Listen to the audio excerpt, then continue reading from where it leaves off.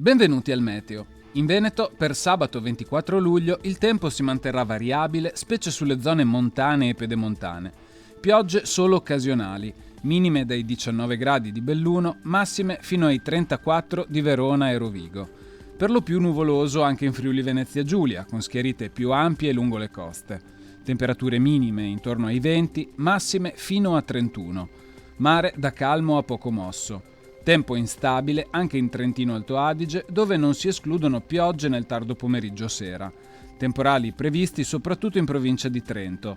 Temperature minime da 17 gradi, le massime invece potranno toccare i 34 gradi.